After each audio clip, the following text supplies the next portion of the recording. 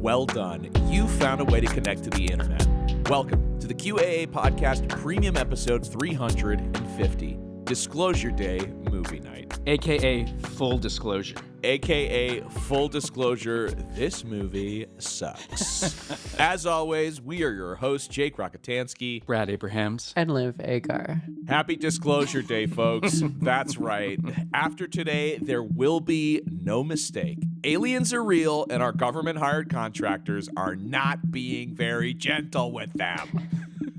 It's also Happy Weezer Day to those who celebrate. I know this is coming out tomorrow, but when we recorded it, there's Weezer's 20th album, 20th self-titled album, Gold, out today. They're not paying me to do this, but, you know, as an older guy, as somebody that listened to music in the 90s, like to have your favorite band still putting out music and it's actually still pretty good and surprisingly good, actually. Shout out Kenneth Beats. It's wonderful. It's actually, I'm trying to do anything to avoid from talking about this movie. Yeah, it's not like the movie, which is also from someone who you appreciate in the 90s and want to make movies like he did then. Oh my God, that is so true. My content heroes, some of them, sometimes they disappoint and sometimes they surprise. He should have hired Kenneth Beats to write this. We really should have hired Kenneth Beats to write this movie, or to direct this movie, and to come up with the story, because Steven Spielberg didn't actually write the screenplay himself on this one, but we're going to get to all that. So, of course, everyone, and I'm exaggerating when I say that, wanted to know what Brad and I thought about Spielberg's latest extraterrestrial offering. Yeah, and I mean, this is like the fourth disclosure ep that I've been on, and I keep saying it's my last one, but Jake pulled me back in. Well, because Brad saw it. I was really excited to see the movie. I actually quite liked, I know it gets a lot of hate, but I really liked War of the Worlds, which was written by the same guy and directed by the same guy. But that movie also had Tom Cruise, which is, Sure, yeah. That's different. So, but I was really looking, it's Spielberg, I'm down to see what he's up to. I always like to check in with my faves, even if, I don't think their latest work is representative of what made me fall in love with them. I mean, look, I'm a Weezer fan. That was good. That was pretty quick. I'm getting quicker at podcasting, I think. But people in my real life are telling me that I should, not talk so much, that silence is okay. That's a sign that you know that you're a good podcaster, is if people are telling you to stop. That I don't have to fill every, second of silence with content. So I'm trying to find a balance in my own life. But anyways, I wanted to see this. Brad saw it first and he was like, it's really bad. And he said it in a way that I was like, oh, it doesn't even sound like it's kind of a fun bad. You could be like, oh, it's not great, but go to the theater. You'll have a fun time. It's what I imagine people would have said about War of the Worlds when it came out. Yeah. Did you first watch this in the theater, Jake? I did not. Okay. I did not. I did a bad and I rented online on Streamer. Yeah, it was a good thing I saw it in the theater the first time, and I was with a big group of friends who are also kind of alien heads, and made it somewhat exciting. So I was a bit clouded by the atmosphere. Although, on the subject of boomers, which we'll get to later, there was this older lady who in the middle of the film just got up and started clomping around the theater for 10 to 15 minutes, kept going in the exit, out the exit door, back in, walking around up and down all the aisles. She was just clearly very confused.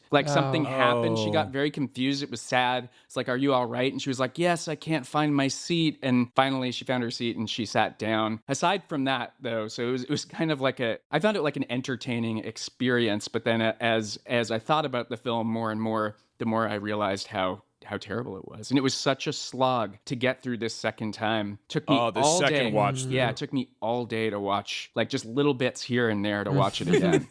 And Liv, what was your first experience watching? Yeah, I really wanted to like it. I went in knowing basically nothing, except for, of course, like the title is a spoiler. It's like reading Return of the King and being like, I wonder if this king is going to return or not.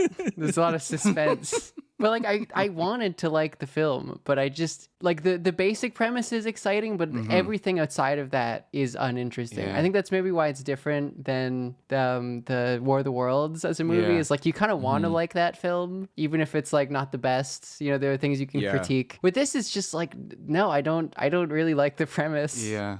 And did you watch it? Did you just watch it like at home? I watched it at home. Okay, Yeah. all right. Yeah, that I can't imagine that as my first watch through, just because of how disappointing it is. You bring up a really interesting point, Liv, that I've forgot. As I was saying that, I could feel my own point slipping away. That the premise, like, you didn't really like it? Oh, yes. Okay, so yeah, you make an interesting point, Liv, which is if you're going to name, God, we're such pros. You helped me fucking figure out you knew exactly what to do. We're such pro podcasters. People think this job is easy. It ain't. It's 350 episodes. Oh, are you laughing still after 350? Good.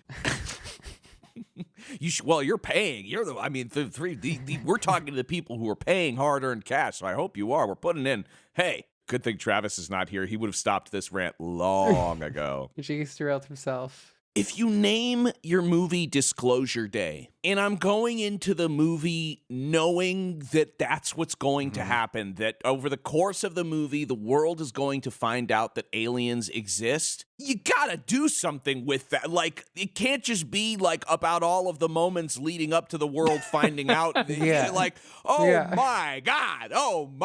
And I have some specific moments throughout the script, and I apologize, but I'm going to turn this into a little bit of a lesson, and I'm sure, Brad, as a fellow screenwriter, you also have some things to say about how this film was assembled, because it's truly impossible to understand how anybody, I don't know, how anyone thought this way of doing it was a good idea. Yeah. It's honest, like, it was really not a suspenseful movie to me. Like, it was like, I know it's gonna happen. They have Moadib. They wrote a character who's Moadib, basically, who is like knows everything and cannot be misled, and like always gets out of, like, you know, Deus Ex Machina to jump ahead there slightly. It is, so it's like, I don't like, is there going to be an interesting twist on this? I don't know. Like, it kind of immediately showed what it was and what was going to happen. Yeah, if we already know what the premise is, then you have to have like a really interesting twist that like something like the disclosure footage has to happen within the first 10 minutes of the movie. You know what I mean? Like, that's how the movie has to open, and then what are the, you know, or if it's leading up to the release, then